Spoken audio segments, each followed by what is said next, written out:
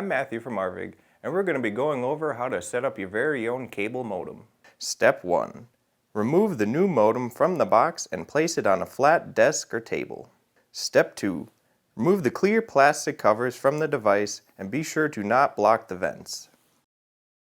Step 3. Unscrew the coax cable and the modem attenuator pad from the old modem and screw them both onto the coax cable port on the new modem. Important, you must connect the map first, securely tighten connections and be sure to not over-tighten them. Step 4.